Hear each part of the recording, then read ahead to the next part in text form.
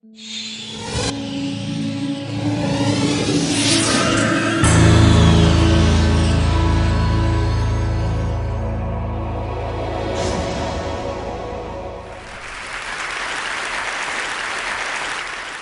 a moment ago, my daughter Rebecca texted me for good luck. Her text said, "Mom, you will rock." I love this. Getting that text, it was like getting a hug. And so there you have it. I embody the central paradox. I'm a woman who loves getting texts, who's going to tell you that too many of them can be a problem. Actually, that reminder of my daughter brings me to the beginning of my story, 1996, when I gave my first TED Talk. Rebecca was 5 years old, and she was sitting right there in the front row. I had just written a book that celebrated our life on the internet, and I was about to be on the cover of Wired magazine. In those heady days, we were experimenting with chat rooms and online virtual communities. We were exploring different aspects of ourselves, and then we unplugged. I was excited. And as a psychologist, what excited me most was the idea that we would use what we learned in the virtual world about ourselves, about our identity, to live better lives in the real world. Now, fast forward to 2012, I'm back here on the TED stage again. My daughter's 20, she's a college student. She sleeps with her cell phone. So do I. And I've just written a new book, but this time it's not one that will get me on the cover of Wired magazine. So what happened? I'm still excited by technology, but I believe, and I'm here to make the case, that we're letting it take us places that we don't want to go.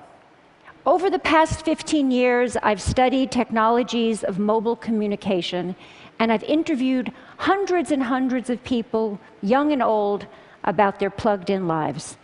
And what I've found is that our little devices, those little devices in our pockets, are so psychologically powerful that they don't only change what we do, they change who we are. Some of the things we do now with our devices are things that only a few years ago we would have found odd or disturbing, but they've quickly come to seem familiar, just how we do things. So just to take some quick examples, people text or do email during corporate board meetings. They text and shop and go on Facebook during classes, during presentations, actually during all meetings. People talk to me about the important new skill of making eye contact while you're texting. People explain to me that it's hard, but that it can be done. Parents text and do email at breakfast and at dinner while their children complain about not having their parents' full attention, but then these same children deny each other their full attention. This is a recent shot of my daughter and her friends being together while not being together. And we even text at funerals. I study this. We remove ourselves from our grief or from our reverie, and we go into our phones. Why does this matter? It matters to me because I think we're setting ourselves up for trouble. Trouble certainly in how we relate to each other, but also trouble in how we relate to ourselves, in our capacity for self-reflection. We're getting used to a new way of being alone together. People want to be with each other, but also elsewhere, connected to all the different places they want to be. People want to customize their lives. They want to go in and out of all the places they are because the thing that matters most to them is control over where they put their attention. So you want to go to that board meeting, but you only want to pay attention to the bits that interest you. And some people think That's a good thing. But you can end up hiding from each other even as we're all constantly connected to each other. A 50-year-old businessman laments to me that he feels he doesn't have colleagues anymore at work. When he goes to work, he doesn't stop by to talk to anybody, he doesn't call, and he says he doesn't want to interrupt his colleagues because he says they're too busy on their email. But then he stops himself and he says, I'm not telling you the truth. I'm the one who doesn't want to be interrupted. I think I should want to, but actually I'd rather just do things on my BlackBerry.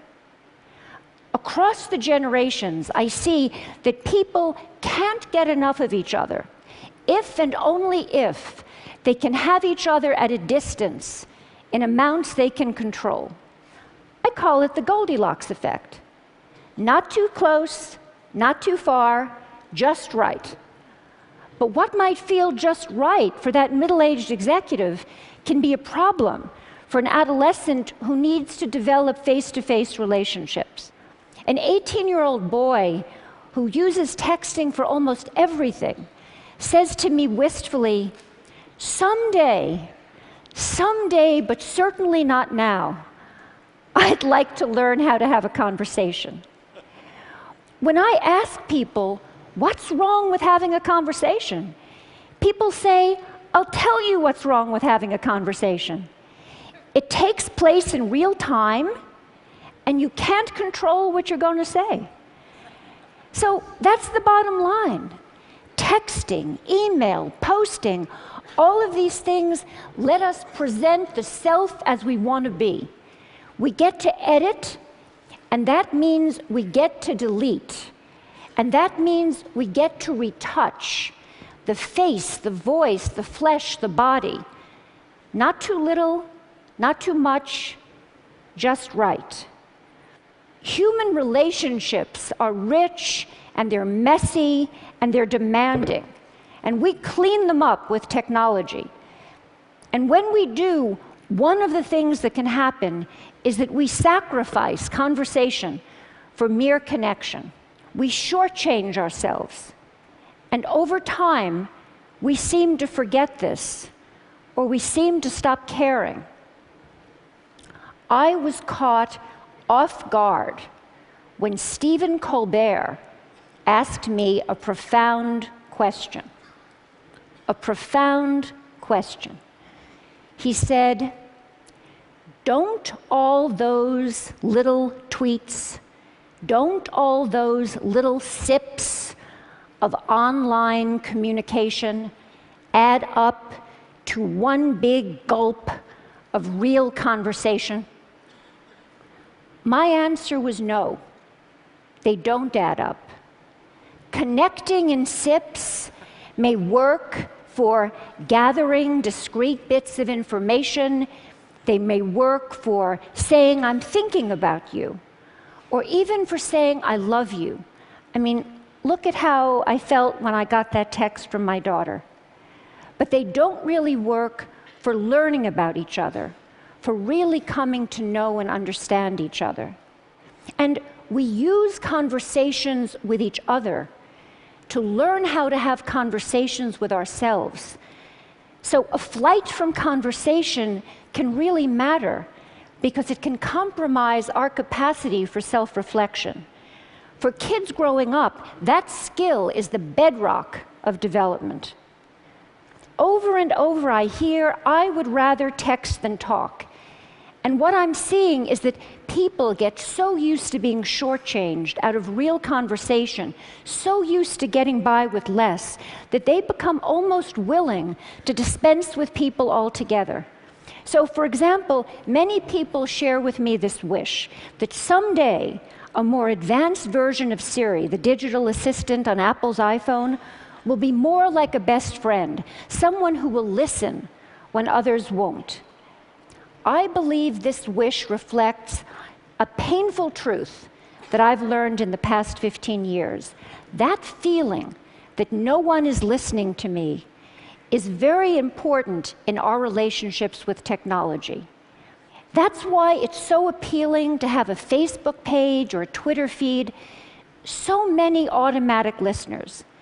And the feeling that no one is listening to me makes us want to spend time with machines that seem to care about us.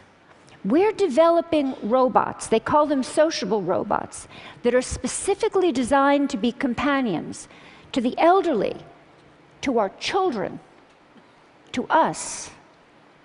Have we so lost confidence that we will be there for each other?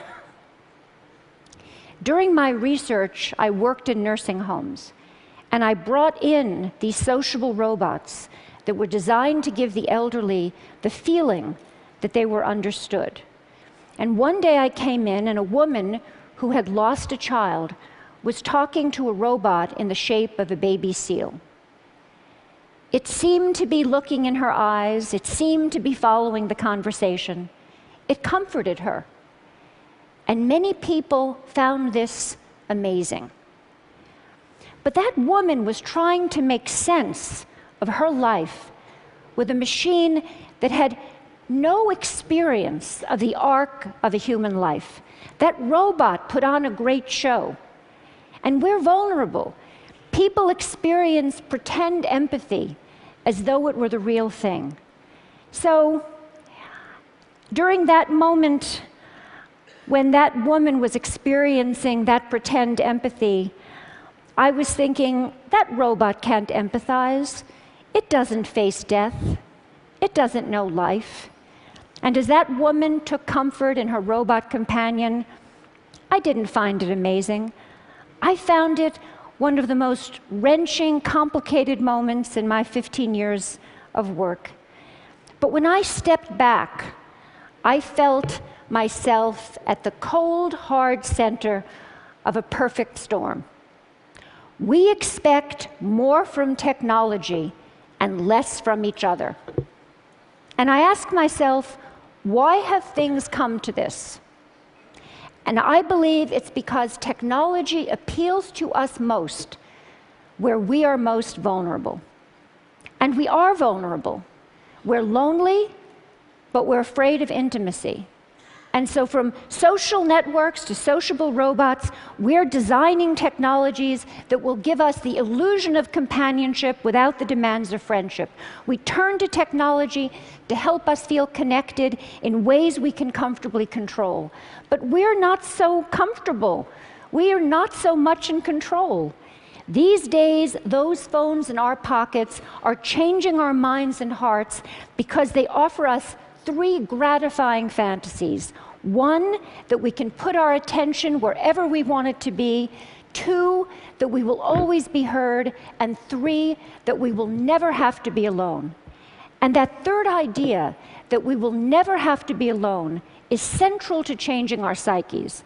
Because the moment that people are alone, even for a few seconds, they become anxious, they panic, they fidget, they reach for a device. Just think of people at a checkout line or at a red light. Being alone feels like a problem that needs to be solved, and so people try to solve it by connecting. But here, connection is more like a symptom than a cure. It expresses, but it doesn't solve an underlying problem. But more than a symptom, constant connection is changing the way people think of themselves. It's shaping a new way of being. The best way to describe it is, I share, therefore I am. We use technology to define ourselves by sharing our thoughts and feelings even as we're having them. So before it was, I have a feeling, I want to make a call. Now it's, I want to have a feeling, I need to send a text. The problem with this new regime of I share, therefore I am, is that if we don't have connection, we don't feel like ourselves. We almost don't feel ourselves. So what do? We connect more and more. But in the process, we set ourselves up to be isolated. How do you get from connection to isolation? You end up isolated if you don't cultivate the capacity for solitude, the ability to be separate, to gather yourself. Solitude is where you find yourself so that you can reach out to other people and form real attachments. When we don't have the capacity for solitude, We turn to other people in order to feel less anxious or in order to feel alive. When this happens, we're not able to appreciate who they are. It's as though we're using them as spare parts to support our fragile sense of self. We slip into thinking that always being connected is going to make us feel less alone. But we're at risk, because actually it's the opposite that's true. If we're not able to be alone, we're going to be more lonely. And if we don't teach our children to be alone, they're only going to know how to be lonely. When I spoke at TED in 1996, reporting on my studies of the early virtual communities, I said, those who make the most of their lives on the screen come to it in a spirit of self-reflection. And that's what I'm calling for here, now. Reflection, and more than that, a conversation about where our current use of technology may be taking us, what it might be costing us. We're smitten with technology, and we're afraid, like young lovers, that too much talking might spoil the romance. But it's time to talk. We grew up with digital technology, and so we see it as all grown up. But it's not. It's early days. There's plenty of time for us to reconsider how we use it, how we build it. I'm not suggesting that we turn away from our devices, just that we develop a more self-aware relationship with them, with each other, and with ourselves. I see some first steps. Start thinking of solitude as a good thing. Make room for it. Find ways to demonstrate this as a value to your children. Create sacred spaces at home, the kitchen, the dining room, and reclaim them for conversation. Do the same thing at work. At work, we're so busy communicating that we often don't have time to think. We don't have time to talk about the things that really matter. Change that. Most important, we all really need to listen to each other, including to the boring bits, because it's when we stumble or hesitate or lose our words that we reveal ourselves to each other. Technology is making a bid to redefine human connection, how we care for each other, how we care for ourselves, but it's also giving us the opportunity to affirm our values and our direction. I'm optimistic. We have everything we need to start. We have each other, and we have the greatest chance of success if we recognize our vulnerability, that we listen when technology says it will take something complicated and promises something simpler. So in my work, I hear that life is hard, relationships are filled with risk, and then there's technology. Simpler, hopeful, optimistic, ever young. It's like calling in the cavalry.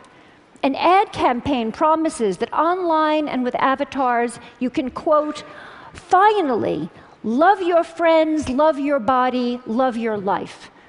Online and with avatars. We're drawn to virtual romance, to computer games that seem like worlds, to the idea that robots will someday be our true companions. We spend an evening on the social network instead of going to the pub with friends. But our fantasies of substitution have cost us. Now we all need to focus on the many, many ways technology can lead us back to our real lives, our own bodies, our own communities, our own politics, our own planet. They need us. Let's talk about how we can use digital technology, the technology of our dreams, to make this life the life we can love. Thank you.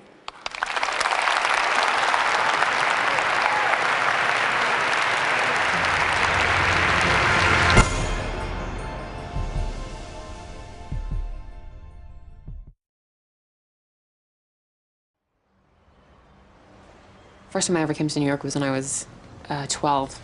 I remember how enormous the buildings were. I thought that was just in the movies.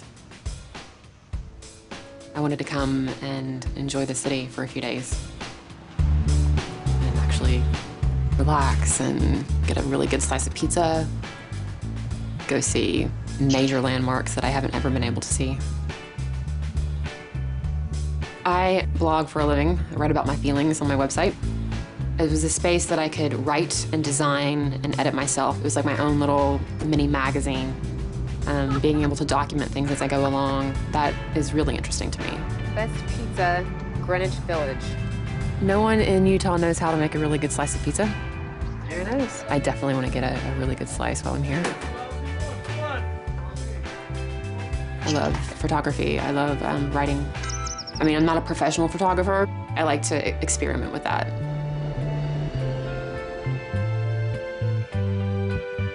I've never featured my handwriting in a blog post before.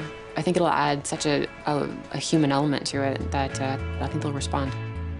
I always imagined you would have been the valedictorian of handwriting. I feel like I don't even know you. Hey.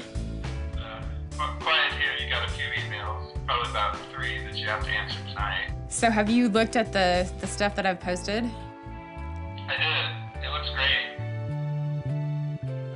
It may shock some people that I don't have very cute handwriting, but I think they'll like it.